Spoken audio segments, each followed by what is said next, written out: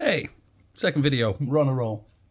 So I just thought I'd share this with you because I was having a conversation with a friend the other night, and we were talking about school and education, and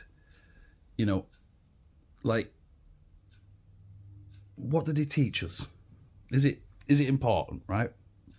And yeah, of course it is. A lot of it is. It's like the building blocks of academia and so on and so forth.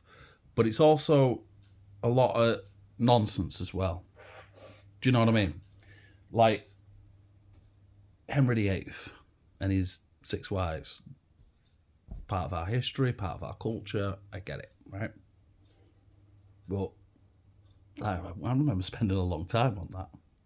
The Tudors and the Stuarts. I remember spending a long time on that as well. I remember learning sort of about Guy Fawkes, but all I can really remember from those lessons, that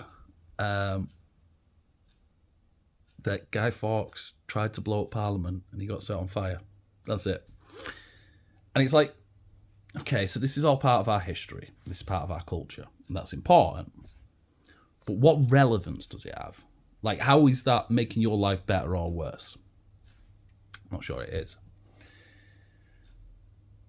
And here's a thing that I learned in college. And as soon as I learned this in college, I thought, why aren't they teaching this in schools? And it's from our history. It's our culture. And I think it makes a lot of sense why it's not being taught in schools. So the stories of the peasant revolt, which was like the 1200s or the 1300s, somewhere in that region, right? And basically, in a nutshell, England had been at war with France for fucking ages. And it was costing an absolute fucking fortune. And you know who pays the price? The same people that still pay the price for every fuck up that our government makes now.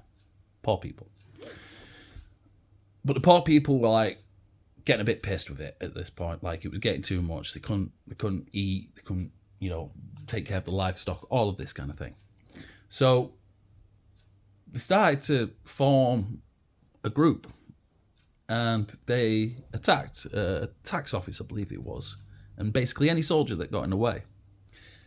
And slowly but surely, I think it started in like Sussex or Essex or somewhere like that, this little sort of village. All the people from there started marching towards London. And every time they came across a village or a town, they'd stop, they'd talk to the people, and the people would join them.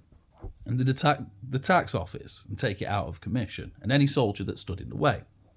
And basically, this tiny little rabble of people that started in this one small village worked their way all the way down to London, and they became an army. Hundreds, thousands strong. And they fucked London up. They went to fucking town on that shit. London was terrified, in particular the aristocracy of London, the wealth, the power. And these people, they got hold of the people that they thought were responsible, and they executed them, they murdered them, they took them clean out.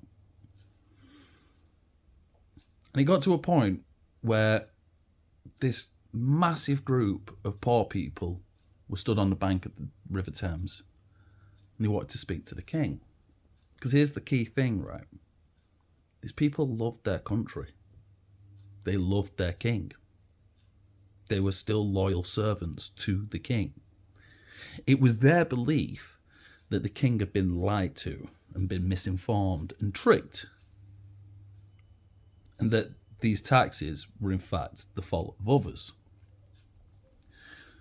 So the king got in his boat and made his way across the River Thames. And he stopped just short of the bank. And, boiled it down. Said, "The fuck do you want?" These people turned around and said, "We don't want to pay as much fucking tax, man. Can't fucking eat." And King's like, "It's cool, man. I get it. I feel you, bro. Tell you what, right? Why don't we meet at this field tomorrow?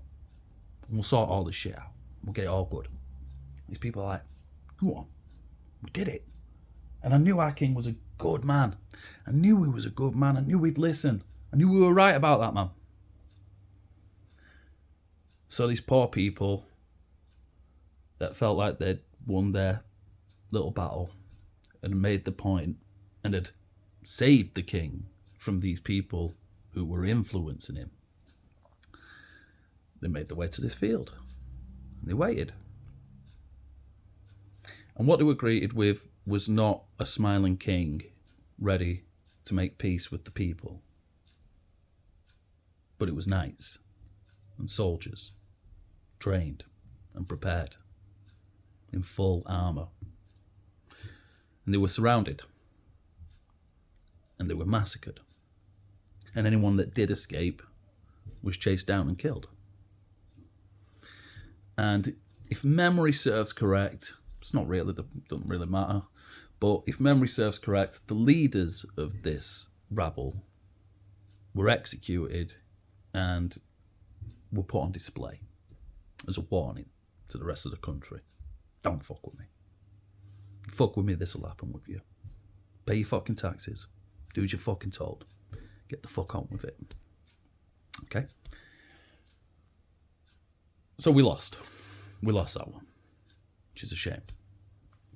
But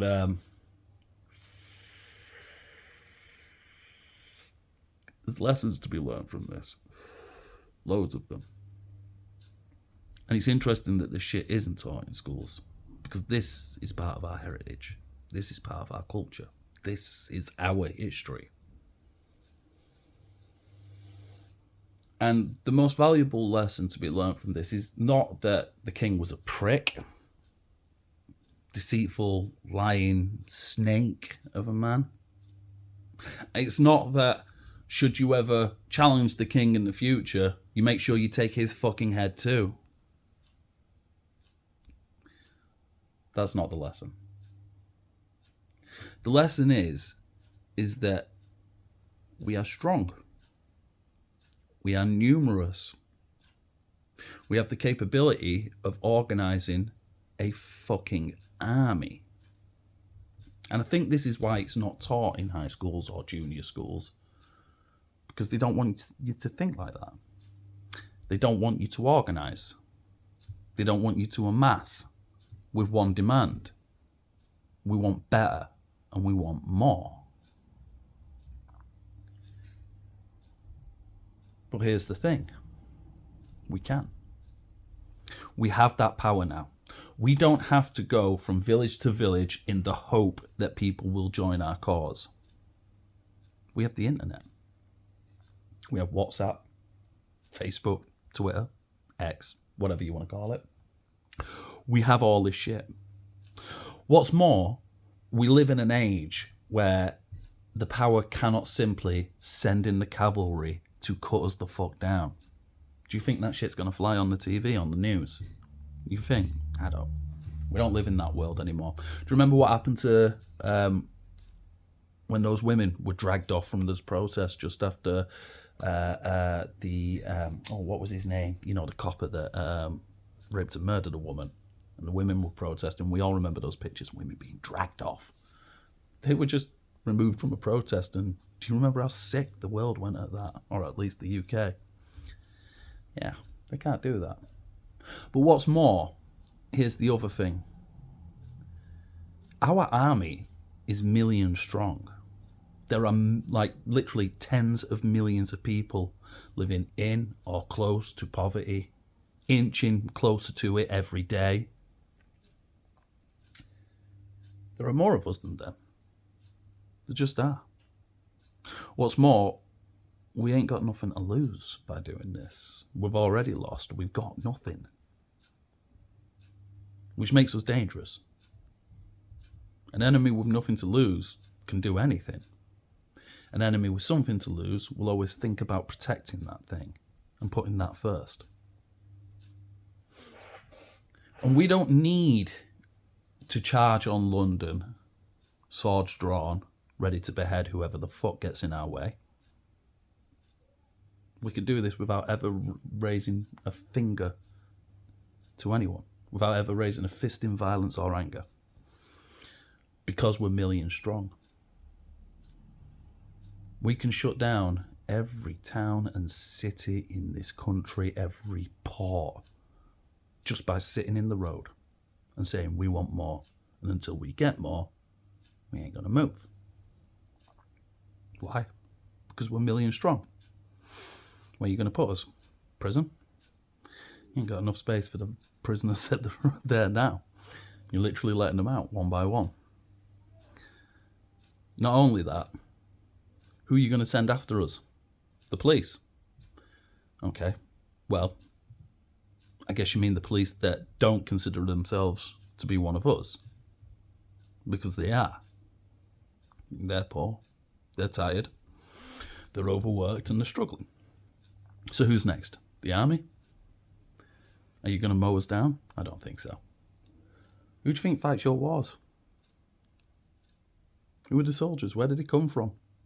You know, no doubt there'll be a few from the upper classes, maybe a few more from the middle classes. But most of them, they come from where I come from. They come from where you come from. They are us. So when you send the soldiers, I guess what you mean is you send the soldiers that are still left. This is the point. This is a fight we can't lose, and this is a fight that they know we can't lose, which is why they try and distract us. And we'll talk about that in another video. But just for today, I just wanted you to think about that. I wanted you to think about what a few thousand good, honest men and women living in a time where there was zero communication managed to achieve. They brought London to its knees. If they wanted, they could have started the revolution right there. They could have beheaded the king, removed every powerful man that was there, and taken over for themselves. It's just not what they wanted. It's not what I want. It's not what you want. We just want a bit more. A bit more money. A bit more opportunity. A bit more equality. A chance. So think about it.